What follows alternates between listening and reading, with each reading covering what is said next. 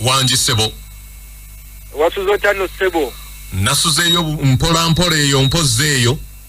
Naffe tuli eno. Yes sebo. Era sebo ntwala omukisa guno okulamusa kwabo n'abatuuliriza. Nembeebaza gye batuusizaako engalo olunaku lwa leero. Amanyanga bulijjo Omukenkufunyazi Julius. Okuva mu Prof by Research. Prof by Research tusangibwawo ku Equatorial Mall. Stage ya bombo yennyini weetandikira. Tuze tubabuulira ebintu bingi nnyo. Naye nga sinabagenda wala nange kangate eddoboozi. Yes sebo. Okusaasirako famire ya Kino Katumba Wamala.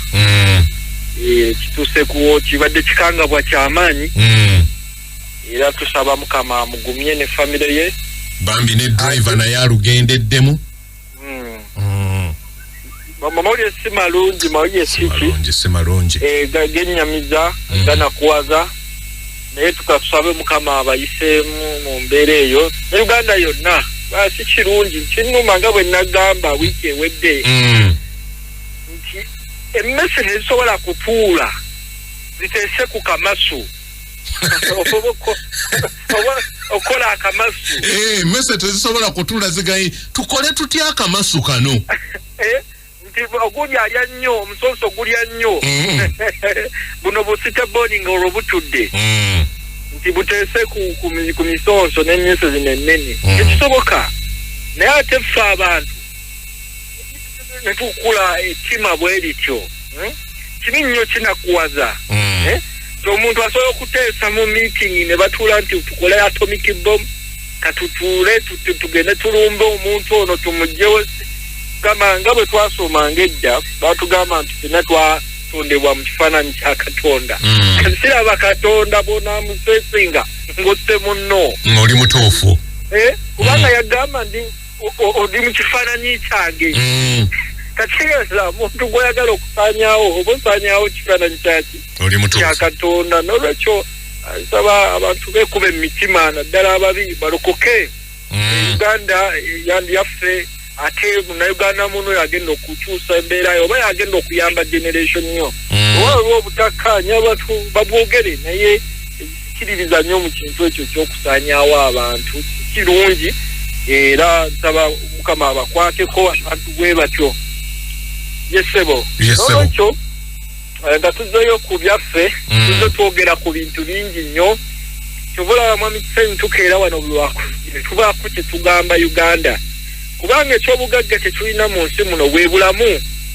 Ebintu byonna by'okola oba byoyagala okukola osobola obikola ng'oli mulamu.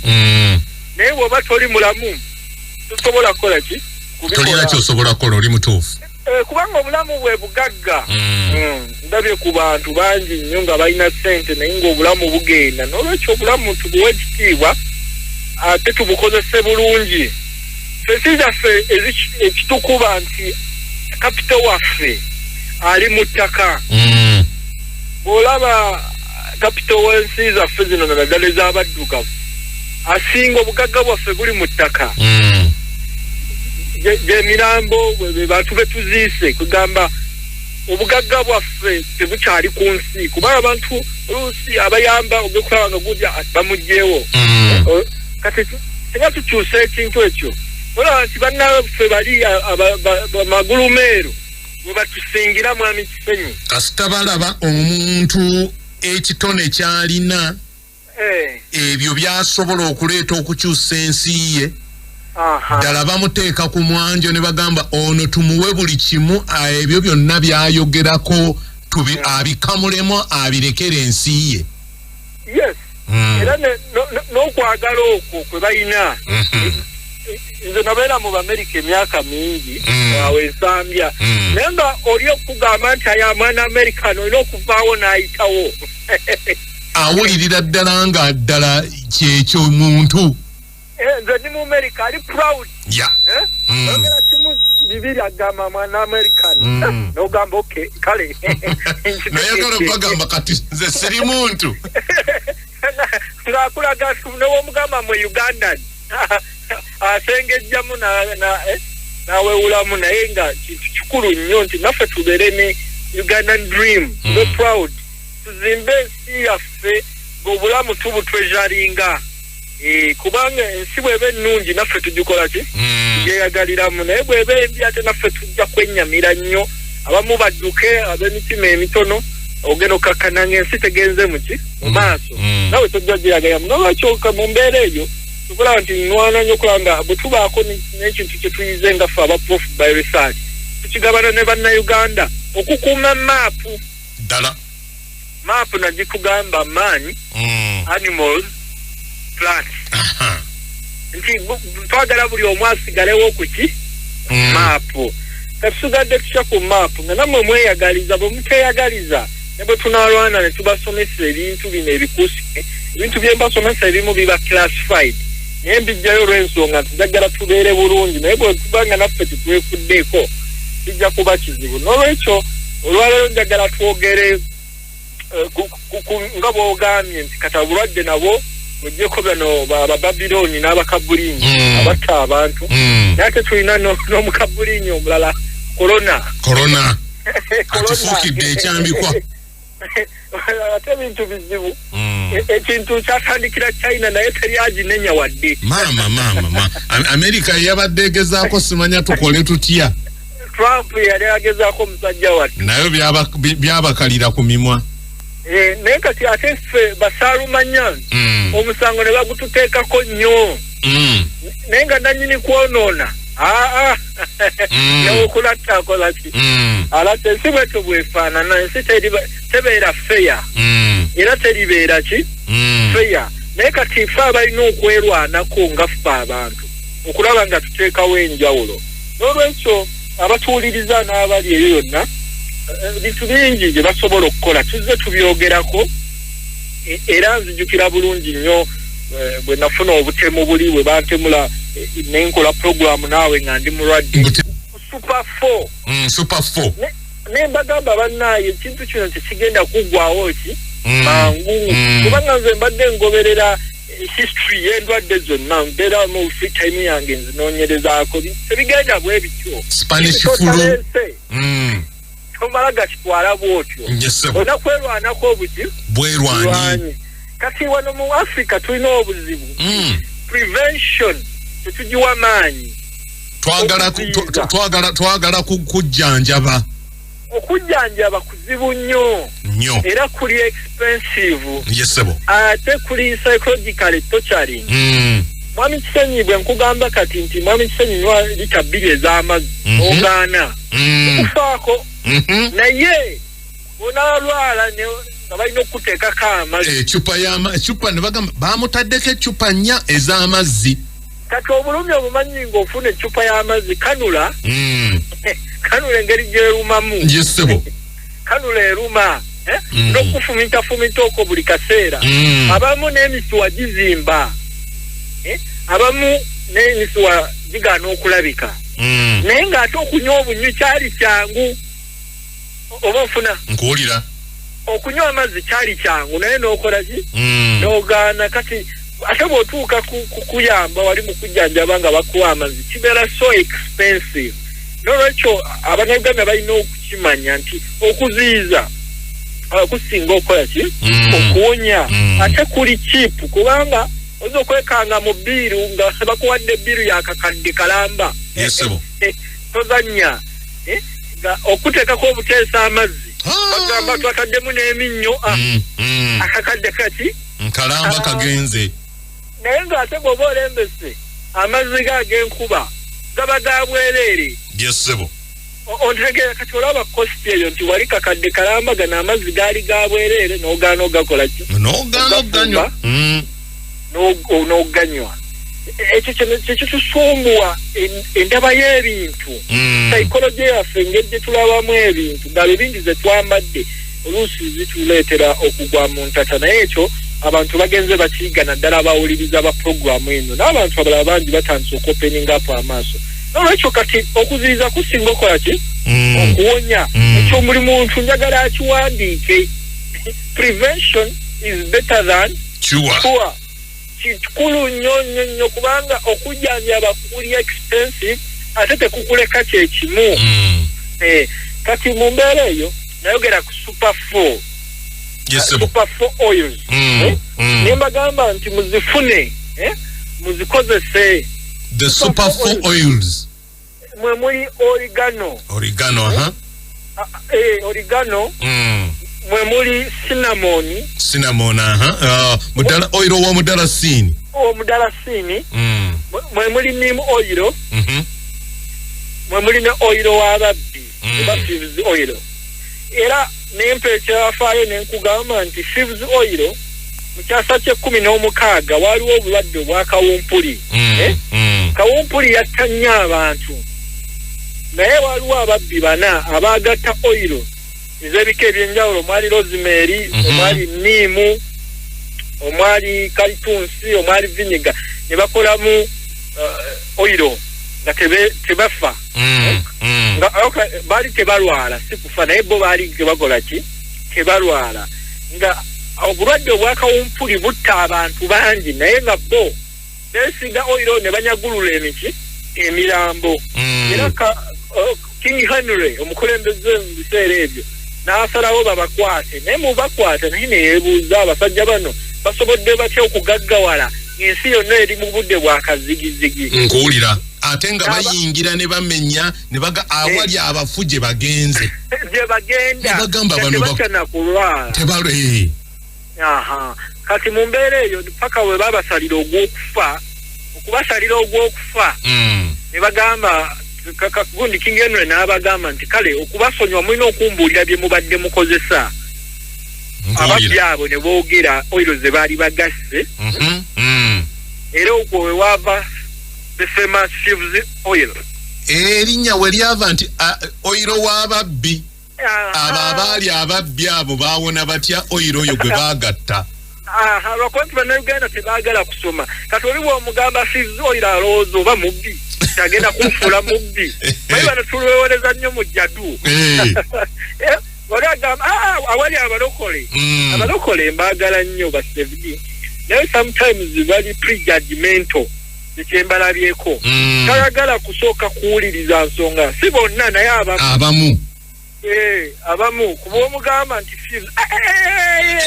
omubbi kyababbi tombulira kiriko omubbi yakatonda yemba ngenda okumenya katagane nesige butto w'ababbi nfuka omubbi si kirungi kujajinga toyanguwa kupapa kusalawo era abaganda bagamba tosalanga gwakawala nga tonnawulira gwakalenzi kikulu nnyo ekintu ekyo n'olwekyo thieves oil bwatyo bwakola ki bwajja ate ne wano tulina ekyafaayo nti mu basiraamu wanewandegeya waliwo Haji Musa Kasule Haji Musa Kasule mukyala we yafa kawumpuli Haji Musa Kasule teyali musiraamu mu kunoonyereza kwange yali mukristaayo naye abakristaayo baagaana omuziikirako nga badduse bagambye totubulira tetujja kufiira bwereere kawumpuli bagamba nti tulina gafa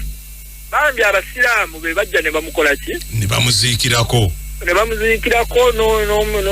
ne maiti y'omukyala ne bagiteekateeka nga tebatidde agamba abasajja abalungi n'abakyala abalungi ndibalekawa si kwe kusiramuka n'abawa n'ettaka kwe bazimba ogwo omuzikiti gwe Wandegeya era abasinga ntera okuyitawo tebamanyi bwatyo naye bwatyo ku kawumpuli era singa kawumpuli teyajja wano abasajja abasiraamu n'abakyala osanga emizikiti ogwo gwe Wandegeya tegwandibadde gwabwe naye inspiration yagifuna Haji Musa Kasule ndooza ye jjajjawo no Mujibu Kasule abadde nnyo mu sport ekyo kyafaayo abasinga tebakimanyi n'olwekyo abantu balina okwagala ebintu bino birina ebyafaayo by'amaanyi kati super 4 oils ezennya zeŋŋambye buli muntu azeetaaga okukola ki okubeera nazo kubanga ziyamba ebisolo ziyamba abantu n'ebimera bwe nali ntunulira abachina mikwano gyange omanyi nabo batutera okukomunicate baŋŋamba nnyo oligano era nga bansaba nnyo oligano oil akyasinza okubeera antibacterial antiviral antiprotozoa ali scientifically proven abamukozeeko research y'amaanyi so n'olwekyo abantu beetaaga oligano kubanga oligano asala amasavu ag'obuuka obuuka gye bayita lipid layer kati bw'omukozesa mu ddoozi entuufu ate akuyamba naawe ng'omuntu n'olaba cinnamon ye akakkanya sukaali kubanga obuuka bwagala nnyo sukaali nakyogerako nnyo era nzijukira twakolanga ze bayita culture sensitive tests e Makerere nga bw'oba totaddeemu sukaali mu sampo yo obuuka tebukula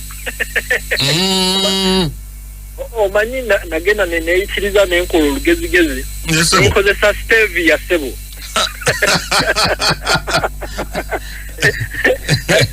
Professor Oliemu Oliga yali supervisor wange ndoza kati yali tayalinga naye nakwata stevia bwebagamba teekawo sukaali nze mu sampo yange gwe n'oteekamu sukaali olabe nate obuuka bwagaana okukula anti jjukira stevia taliimu sugars yesebo ate nga bulina okukula buteekeko extract gye nali nnoonyerezaako oba esobola obutta katono ngwe naye gwe ekitegeeza gwe munda mu mutwe gwe wali okimanyi nti naye bwe nteekawo stevia ono obuuka tebujja kukula naye ng'ate tolina bw'ogenda kyogera kubanga bandikugambye kano akaana keetumiikiriza nakisonsekamu nga njagala profesa nkimulage naye nangamba kyabaddeko mu problem statement omanyi bw'oba okola research waliwo kye bayita problem ki statement ne bagamba kati weeyitinganya wabadde okiwandiiseeko oba odefendinga PhD oba masters dissertation oba thesis baba kugobye naye nga kinali njagala okumulaga waliwo ekintu kino nakyo kisobola okukola ekisobola okukola mu kifo ky'okuddukira okunoonya solution eyo enatta obuwuka kirungo ki ekinatta obuwuka buno lwaki tetukozesa sukaali ne tuziyiza naddala obuwuka buno okukula nkuwulira kubanga mu methodology oba mu nkola y'ebintu twali twagala obuwuka busooke bukule then tunoonya ate kinaabutta bu bacteria kati ze saabulinda kula ng'olaba birwisa nga gwe ansa ogirina nemuteramu stevia nemanya stevia taliimu sukaali tegeeza bugenda kufa njala nenga womanyi research tazanya baagala kiba kikwate tosobola kukyusaamu naye nga nalimba mulaze prevention professor fo kyokwetoloola biri byonna tugende butereevu wano tugende straight to the point tukastavinge kaffe olabirewo results zange nti tetwasawanye na kunoonya ekitegeeza kye baalina okukola bandigaye nti tukole test esooka ng'erimu sukaali tukole test ey'okubiri ey'omukenkufu nga teriimu ng'akozesezza ki ng'akozesezza stevia tulabe tebanzikiriza nkuwulira nolwekyo bwe tuggalayo opportunity naye ng'ate nze nali mmanyi kituufu kyenkola kubanga tunoonya kinattabuuka kati nze kifo ky'obutta ate nze mbulumizza njala kati kabufe mangu nga temunaba kwalula nolwekyo ensi bwetyo bwetambula nolwekyo bannayuganda kye balina okumanya okuziyiza kati super 4 cinnamon oyo bulungi nnyo nti obuuka bwagala nnyo sukaali ate cinnamon ye akakkanya nti sukaali naddala ekika kya cinnamon gwe bayita cinnamon Ceylon omanyi cinnamon wa bika bibiri waliwo cassia cinnamon cassia newabaawo ne Ceylon gwe tulina ku prof by research alina akawo kamaanyi ate mukambwe oyo gwokumba asobola n'okwokya oyo yokya nnyo oyo kati akakkanya era mu lulimi olwa research batera okugamba akolanga external insulin nga nemmese zonna bwe bazikubamu cinnamon oil sukaali akola ki kati okunywa ku cinnamon kikendeeza ku sukaali gwe tulina omungi mu bulamu bwaffe kubanga ffe wano ebivaamu sukaali tebisobola tubula mwe muli akawunga lumonde muwogo emmere yaffe yonna ebibala byonna bijjudde ki sukaali kati n'olwekyo abalwadde ba sukaali balina okukkakkanya sukaali kyobulaba buno obuwuka bwagala nnyo abalwadde baaki ba sukaali kubanga bufuna emmere ne bukula mangu kati bw'ogattako cinnamon oba okkakkanya ne bufa enjala kiri kye nali njagala okukola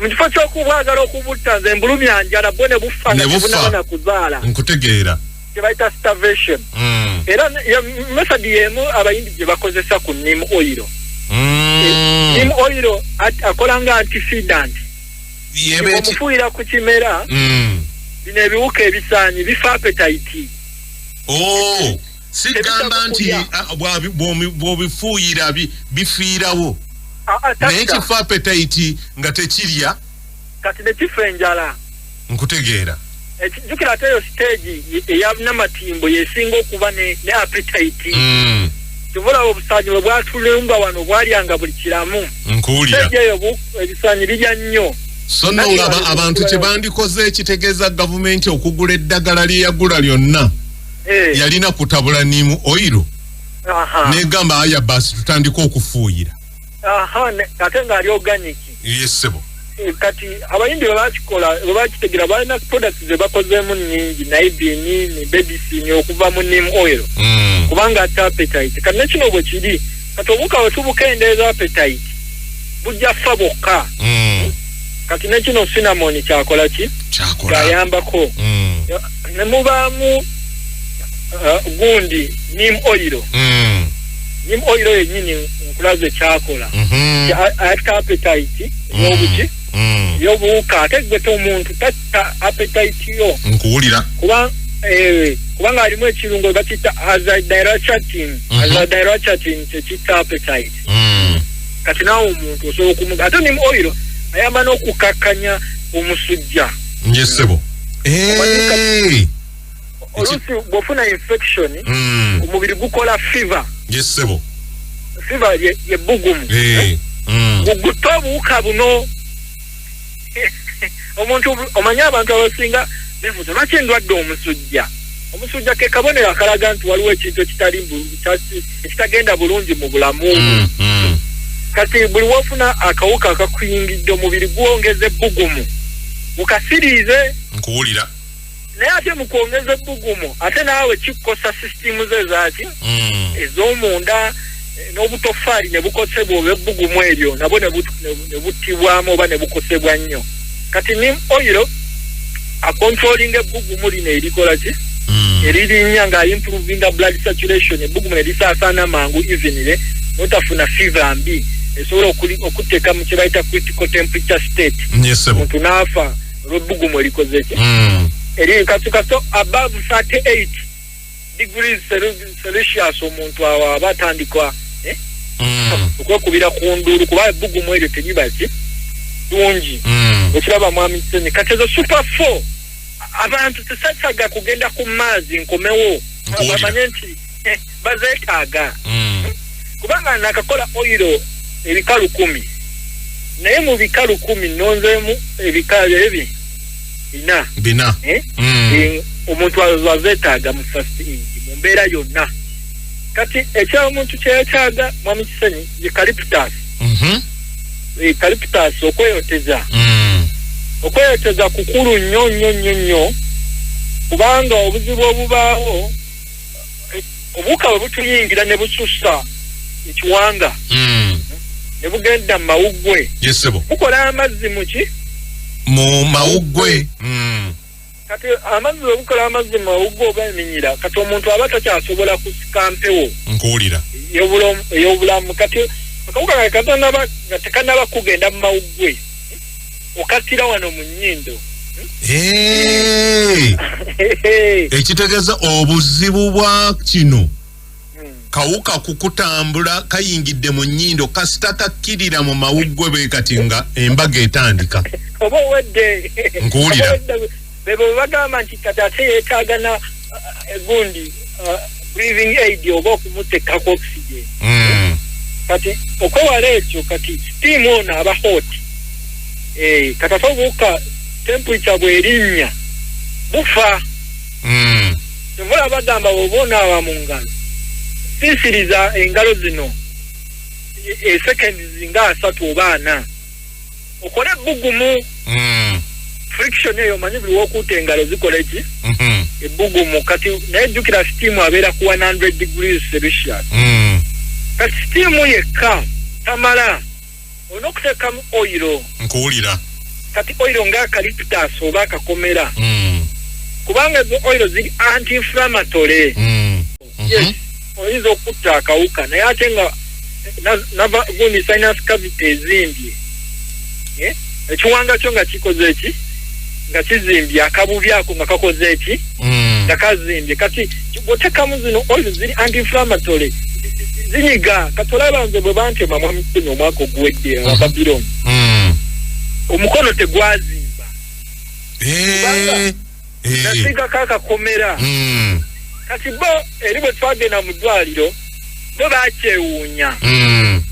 Omusaayi gwali teguyiika gwali nali omukono teguzime nga tosobola na kumanya nti omukono nti ba omuntu bamutemye bwe batyo. Kati bamala kutwala mu gundi mu sikaani. Ne balabanga amagumba gakutusemu emirundi 4. Kati nenga beewuunya. Omuntu tekiraga ne beebuuza nti alina kyajayitidde mu ddwaliro eddala ne bamugoba tinedda ava waka. Kati nze nakitegeera kuba oilo zino ze nasiigako zaali anti-inflammatory. Yes, sebo. Zaagaana immunity okureactingira awo ku mukono okulaga nti omukono oguzimbye ennyo, omusaayi guyiise nnyo. So kati naffe abantu tusobola okuteekamu mu mazzi gaffe oilo wakakomera n'owakalyptus. Ne kiziyiza omuntu obutassa kye bayita congestion. Kubanga bwe ziba bizimbye navafitigundi sinus cavity ng'ezimbye oba membrane akabubi ako. Enzisa eba nzibu. Kati ekintu kyonna ekikulumba nga kikola eminyira nga senyiga omulaba. Kati awo oguka gujja bagidde. Kati steaming tewetaaga kulwala. Ate abantu bagamba misenyo bafune bulungi nti eno si magic bullet. Wangi? Wabula teŋŋambye tugezaako okupreventinga. Kati waliwo omuntu atuuka ku critical state ate n'agala akole kino. Kiba kiyiseeko. Bino bikole seetaaga kusooka na kulinda gamba nti kulwala. Sobola okugamba nti kakomera kange eucalyptus, rosemary byonna kanneeyotezeemu ngera bwe twagambanga nti luli banaye mweyoteze. Oba ntegera kiringa omuntu okulwala embiro. Yes, sebo. Nti bw'alwala embiro bwamanya nga tanaba kulwala mbiro okunaaba mu ngalo kumuyamba. Okunaaba okutta obuki obuwuka. Naye ate bw'amala okufuna embiro ate tajja kunaaba ngalo awona eki? Ate amaze okufuna embiro nti ate kati anaabe mu ngalo. Anaabe mu ngalo. Batugamba okunaaba mu ngalo kuziyiza ati? Embiro. Kati Uganda bwe tusuubwe tulaba ebintu. Toki twagifuula. Ekitaba abantu bakola ki? Kyalina okukola ate akibuuka ate n'akikolera ku ssaawa etakikola ki? Nkutegeera. Kati twetaaga kutuuka ku state ya kufuna mbiro ate mu tunaabe engalo. Kati bw'oba ofunye embiro ate waliwo ebirala by'olina okukozesa ebiyamba ku mbiro. Kati nga juyitibwa ebikajjo alimu eminnyo calcium kyako. Ne okudehydratinga ORS. So kola ali nakyo n'ofuna omunnyo n'ogattamu honey. Oba ebijiiko 2 ebya honey n'oteeka mu mazzi tampeko n'akajiiko kamu ak'omunnyo. Kubanga obuzibu ate bwenda wamwami Kenya abantu tebaawula tablespoon ne teaspoon. Yes, sebo. Teaspoon ke kajiiko akatono. Tablespoon kinene. Kinene kati tablespoon abazungu baakikola kuwuuta supu. Nkutegeera. N'ate ffe ate kye tutabuza sukaali. Ate ka teaspoon ke baakola okukola ki okutabula sukaali naye abamu tebakamanyi. Naye kati kyekyo kye ŋŋamba. N'olwekyo okweyoteza kulungi ku contracting ekiwanga ekibadde kikutte ne kita. Kati ekyo nakyo tewetaaga kulinda president, tewetaaga kulinda World Health Organization, tewetaaga kulinda America okukikugamba. Nkuwulira. Kubanga kiyamba ne kubira ne ku mute kati nga bano abavubuka abalina embalabe. Steam oyo yaggula obutuli bw'olususu. najjamu zi benzini zonna ezirimu nabi oil byonna ne bijjamu kati tekiyamba buyambi kukusa kwokka n'okunyirira obanga agula obutuli n'okugonza olususu yesebo kiba kirungi nnyo kati bwe tuvaawo mwami Kisenyi waliwo amazzi ag'oxygen twagogerako oxygen ki oxygen water namwogerako era nenkubulira n'ekyuma omanyi nakikiyako Uganda mu lukiiko lw'abayiiya mu nsi yonna twalina abayisirayiri abamerika mu nsi yonna WIPO yalutegeka yesebo World Intellectual Property Organization manyi WIPO basanyusa abazungu era bachallenginga nnyo ba professor ne bana abakulu abava wano abatuuka ebweru ono mukwekufuta mumumanyi baswaliranga nayo olimba tumumanya tutyanga muje muva mu nsi emu the biggest shame nkuwulira omanya ebintu ebiswala nga bo beebuuza bagamba atona ani gwe batwala tebakumanyi naye geno tuuka eri nga abali besiviyo bagimanyi bakumanyi nnyo n'okubasinga bano ne batwala nga bw'omanyi nti ensozi tezisinkana naye abantu bakola ki basisinkana naye bwe nali eyo nenjogerako n'abayisirayiri ne bankolera ekyuma ekikola oxygen kuba nali maze okulaba tekinologiya baabwe baasikanga empewo awo mu Tel Aviv ne bakolamu amazzi omanyi Middle East ddungu kati bo amazzi gabasumbuwa nnyo era kyabugagga bakuffe nti abakwata amazzi n'olembeka n'ogayiwa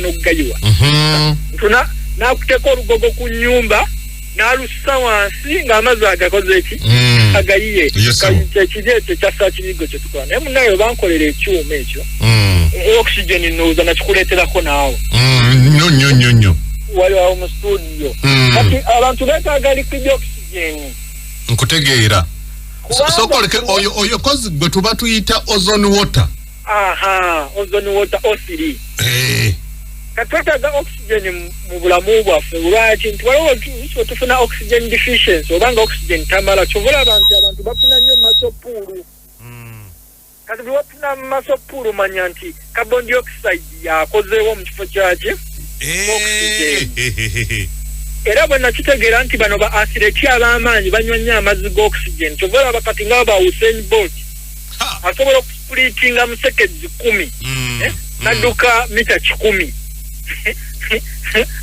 kitegeeza buli second adduka mita 10 nkuwulira it is incredible kati abasajja bwe batyo beetaaga nnyo oxygen nkuwulira sebo ndooza mubiwulira bikuli kumpi naye toyagala kubikozesa yesebo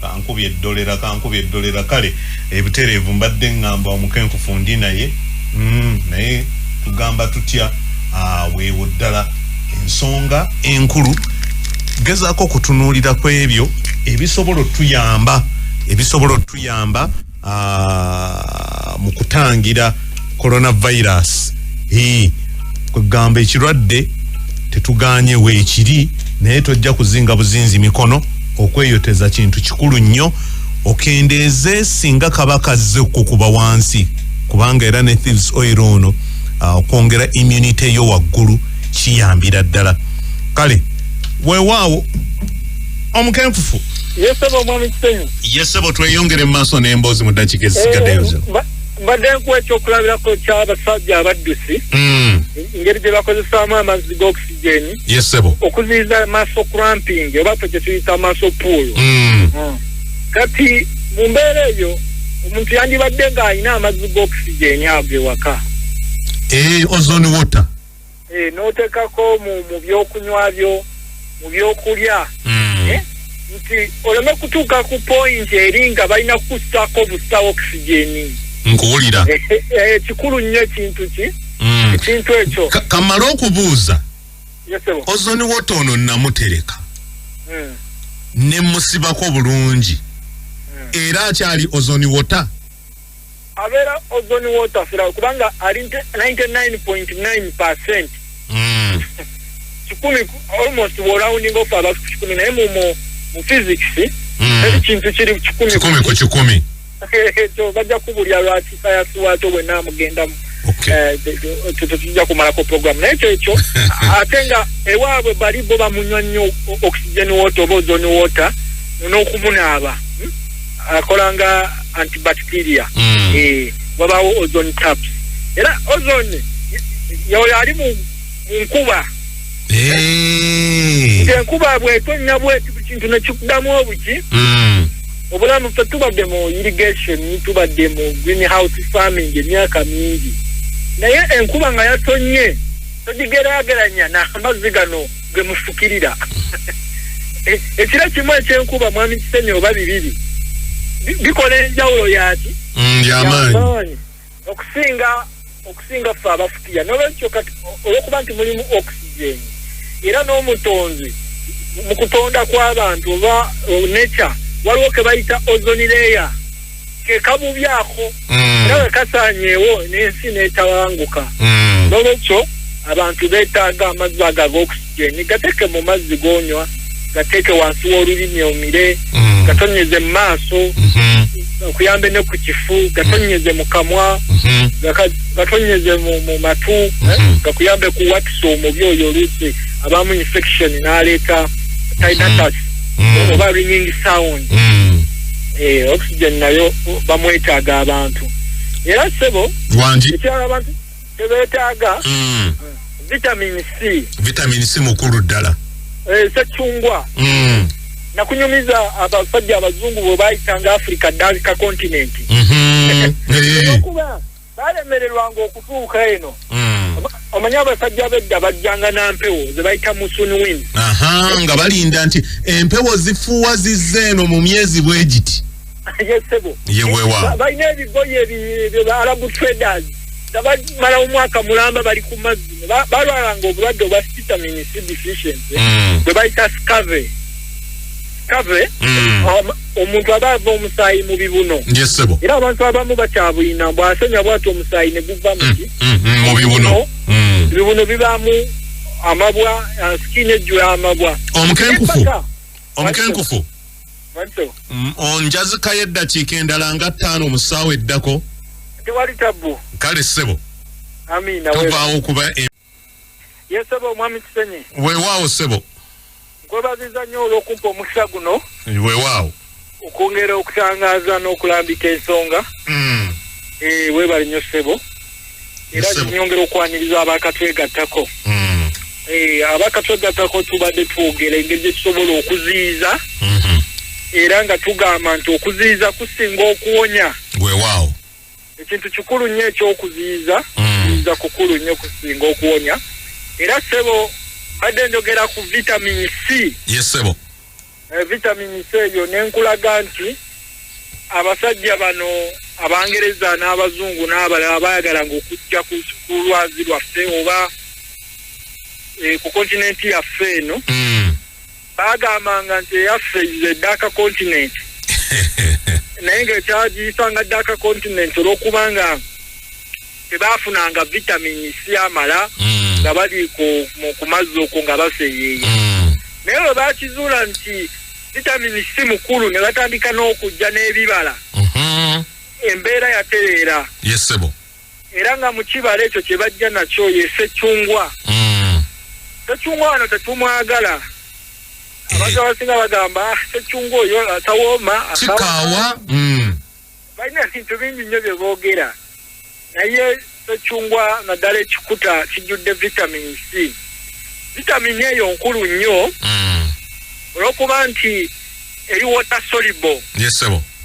ekintu ekisaanuuka mu mazzi kitegeeza nti kyonooneka mangu okusinga ebintu ebirala nga tulina enfumba yaffe wano mu Uganda nti omukyala asobola okufumba emmere nadda ku mboozi yerabira n'emmere gy'afumbye ogenda okukakkananga ebiriisa byonna biweddemu ne muki ne mu mmere mu mbeera eyo kyova olaba abantu bekkanyira nnyo ebibala nkuwulira kubanga ekibala okyozaako obwoza katono n'olyoka okirya tekibanga emmere gy'okoze eki gy'ofumbye kyova olaba bajjajjaffe baali bagezi bagiyitanga emmere enfu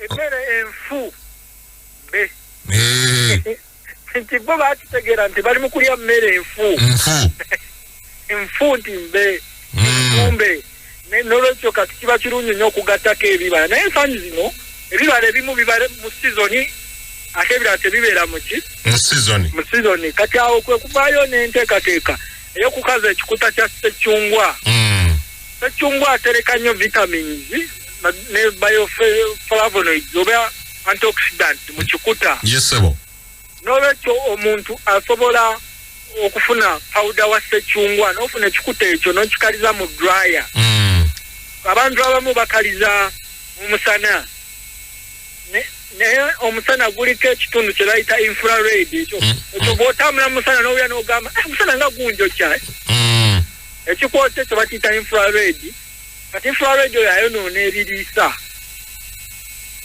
oba structure y'ekimera nkuwulira ssebo kaka tugenda okkakkana omuntu tafunyeemu naye kati bw'oba okaliza mu dryer etaasa ekirime kino kyokaza obutayonoonebwa maanyi ga musana oba infrared ne ultraviolet oba UV light kati n'olwekyo ssekyungwa naye mulungi mwami Kisenyi abantu basobola okumusanga ku prof by research oba sinakindi basobola okumwekolera ekikuta bakikaza ne bamala okikaza ne bakikubamu ensaano nate ffe twongeramu ne moringa kubanga combination ya ssekyungwa ne moringa yakabi nnyo moringa oyo naye alina vitamin C mungi kyobulaba abayindi baguyita miracle tree omuti ogw'ekyewuunyo olwekyo omuntu yandyetaaze ekintu ekyo ekisembayo kyensobola okwogerako olw'obufunda lw'obudde omuntu yandyetaaze amazzi ga silver silver colloid naddala ku senyiga yenna ne waba wa bulijjo silver abasajja edda abalooma abagagga abaana baabwe babaweeranga mu bikompe bya silver era kyovola waliwo enjogera ya silver spoon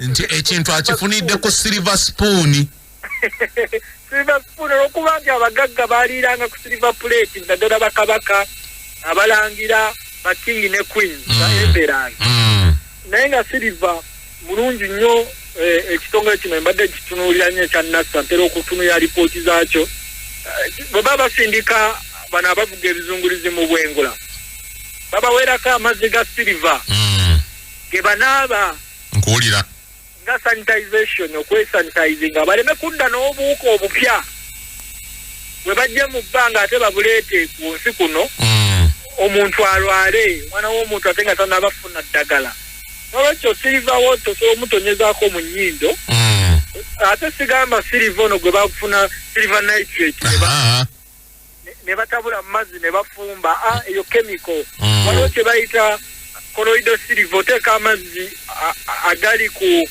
00 tuba nga tegaliimu chemicals waliwo ekyuma ekipima chemicals mu mazzi naye nakikulagako awo waliwo n'amazzi agamu ge twapima nga gali mwana ojjukira bulungi ngajjukira bulungi nengamba bannange naye kasaagalako gwe wano ng'omuntu ogayita pure naye nga go gakugamba impurities ebintu ebirimu gali 40% clean kati waliwo gye bayita TDS machine yekikebere ekyo naye kati amazzi ago tuga distilled water gaba ku 00 oba abamu balemerera ne gaba ku 1 parts per million naye kati 00 ago goteeka mu kikompe kya silver tulina akawuma aka TDS ne kaga standardizing nago malungi nnyo ku senyiga nkuwulira era Alexander the Great naye bamufumita effumu yalwananga naye amanyi kye yakozesanga mwami Kisenyi nedda ssebo yakozesanga amazzi ga silver ago era abasajja nga beewunya akavumu kakano nga tekafa bisago butereevu baakakubyemu amafumu 2 naye nga yanaabanga ne senyiga nanga abutalwala senyiga nga yeesiga mazzi ago n'olwekyo basobola nabo okugakozesa tujja kuba twongerako wiiki ejja yesebo kakomaawo weewaawo omuntu asobola okututonyako ku 0702 0702 06 06 M6 52 kanji badiremu eri 0702 yesebo M6 52 era erine ku WhatsApp endala eri 0779 0779 5 Chenda mukaaga 52 Pop Bio Research bot sanga era